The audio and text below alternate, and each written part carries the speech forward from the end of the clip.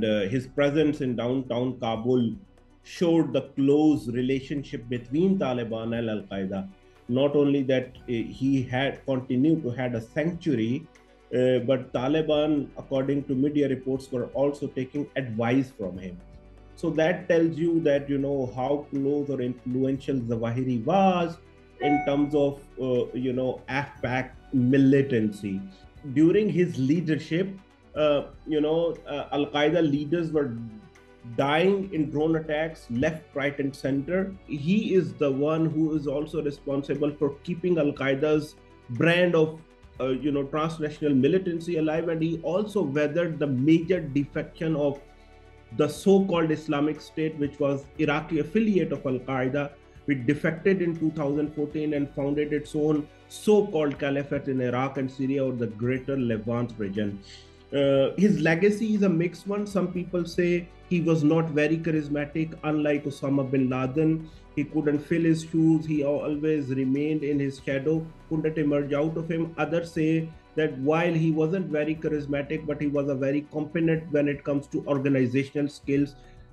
Some experts are of the opinion that by killing Zawahiri, America actually might have done a favor to Al Qaeda, because now all the consolidation work that he has done, his successor, who is most likely to be Saifullah Adel, another Al Qaeda leader who lives in Iran, he might, change the mode of Al Qaeda from defensive to offensive. These organizations over the years, they prepared themselves for such eventualities. The most obvious conclusion is that it is clear that you still have very dangerous senior level terrorists in Afghanistan, and obviously that should be a concern for Pakistan and for the broader region. It's an indication that the Taliban has not curbed the presence of terrorists on its soil. Now we know, of course, Pakistan, it's very well known that the Pakistani Taliban has a presence in Afghanistan. Its leadership is based there, and the Taliban in Afghanistan has not been willing to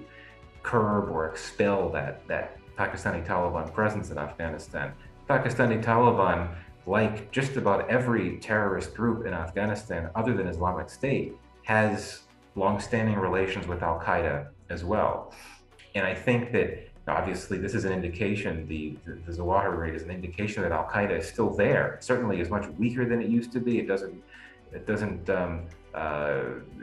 pose the threat that it used to pose, but it's still there. And I think the dangerous thing about a group like Al Qaeda is that it can count on support from other, maybe smaller, but nonetheless more potent active groups like the Pakistan Taliban, the Taliban in Afghanistan, other terrorist groups that are based in Afghanistan. And, again, knowing that Zawahiri was there in Afghanistan suggests that, that could mean that there's the risk of foreign fighters, militants from other countries coming into Afghanistan to go join forces with Al Qaeda. Obviously, that's also a risk with Islamic State Khorasan as well. But I think that bottom line is that this whole incident, this raid on Zawahiri, it woke the world up to the fact that Al Qaeda continues to be present.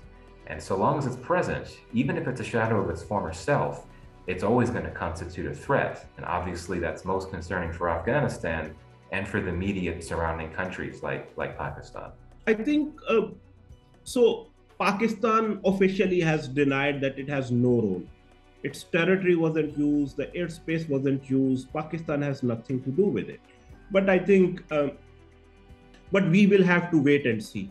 Many analysts, including myself, had thought that the US government had not yet developed the capacity to engage in this so-called over-the-horizon activities, meaning using counterterrorism capacities from outside Afghanistan. And yet what happens, you finally have, after 11 months, the first case of over-the-horizon capacity being used, and it's used to take out one of the biggest fishes out there, so to speak, the head of Al Qaeda. So it really is quite surprising. And indeed, so far as I know, the US had been unsuccessful, unable to secure any type of new agreements with countries neighboring Afghanistan to allow for intelligence sharing or basing arrangements to facilitate the ability of the U.S. to undertake this over-the-horizon capacity. I do think that there's a strong likelihood that the U.S. Did benefit from Pakistan's airspace, whether Pakistan approved that use or not is unclear. But if you just look at the geography, if you've got a drone taking off from a U.S. base in the Gulf, it most likely cannot fly over Iran because the U.S. doesn't have a formal relationship with Iran. Other options could involve flying around Central Asia, but that would be very circuitous. And again, the key is to move quickly when you want to carry out an operation like this. So that leaves Pakistan. And of course, there's a long history of the U.S. using Pakistani airspace during the course of its time in Afghanistan. There had been agreements between the U.S. and Pakistan on airspace use, and just last year, there had been reports that the U.S. and Pakistan were working on negotiating a new airspace agreement. Whether that was finalized, I don't know, but to me, it seems that if there's one way in which Pakistan could have contributed or assisted in this mission, it would have been, albeit in an indirect way, but that would be through providing airspace. That's really, I think, what we need to be thinking about here. What I have read, and since the reporting that has been done since his killing, they picked up his movement when they saw his family moving to Kabul. So they had their eyes on his family. So the family moved to Kabul. They kept an eye, and then they spotted Zawahiri in the balcony after morning prayers. He was sitting there. I think what has undone Zawahiri and the Taliban both is their cockiness and complacency, because here is the most wanted man in the world, and his facial recognition is all over. Devices would immediately pick up his face. I think that is where the third point is that since the Taliban took over in August last year, he was, the frequency of his videos increased. It was a fresh evidence that not only Zawahiri is alive, but he is living in Afghanistan under the Taliban protection. Now, frequent videos, I think maybe the digital device that he was using might have provided a clue as well. Without a doubt, they had ground intelligence. And ground intelligence means that someone perhaps, has infiltrated the Taliban, passing on the info, or there are people around the Taliban who are doing it. Whether Pakistan helped them or not, I do not know about it. But nevertheless, you connect these dots, and there is some help somewhere in the region available to the US, which enabled them to spot and then eventually eliminate Zawahiri.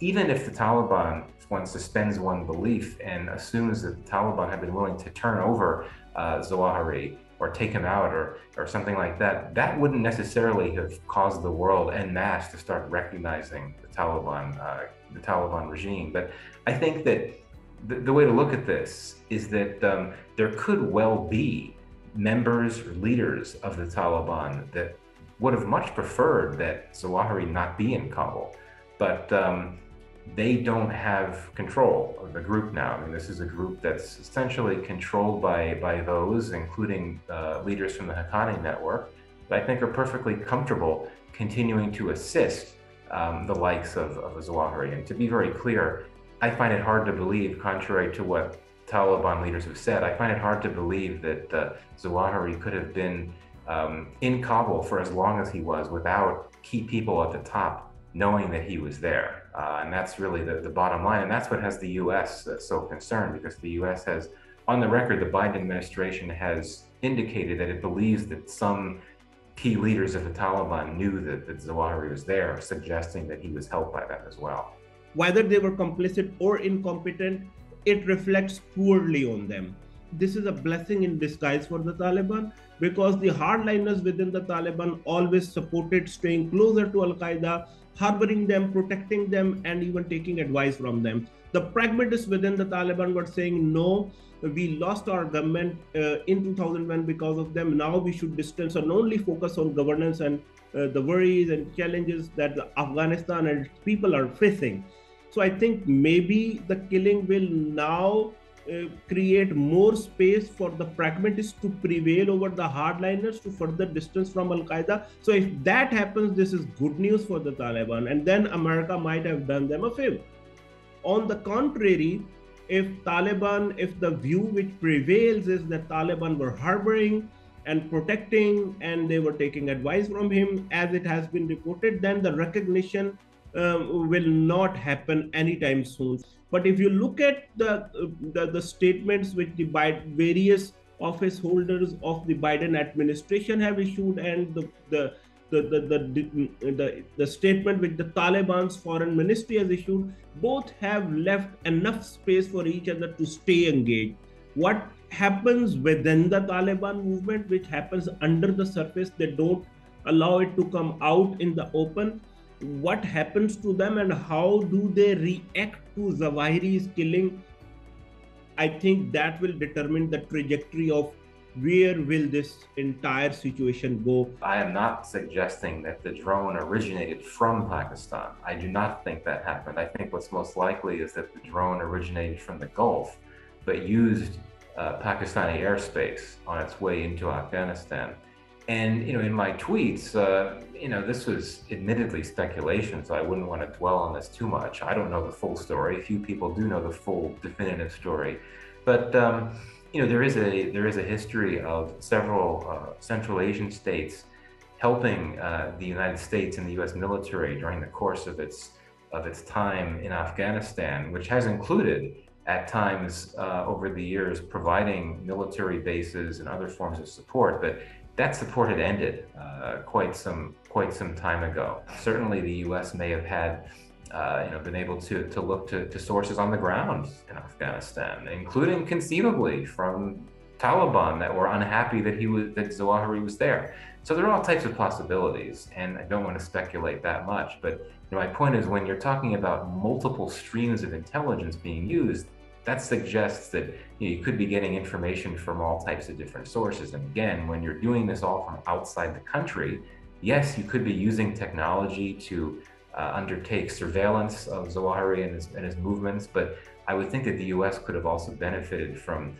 other forms of intelligence coming from places other than itself, other than U.S. Sources alone. So.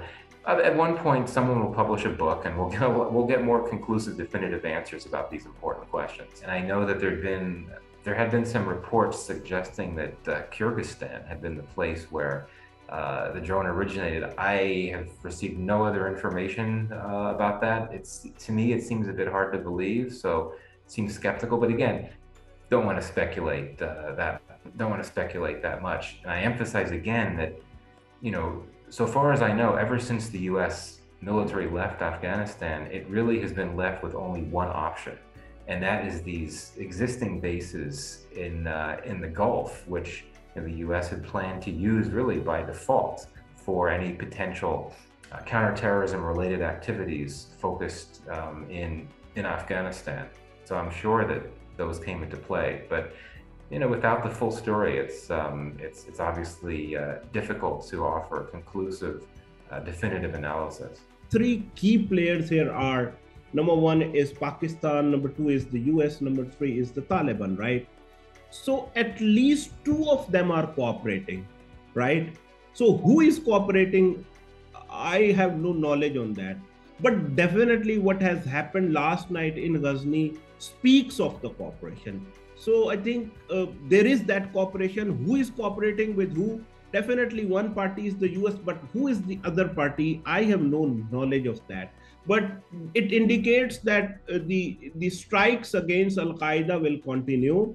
Wherever there will be, a high value target spotted, there is enough actionable and operational intelligence available on those targets. And the cooperative mechanisms which are there in place, US drone will continue to pursue these militants in Afghanistan.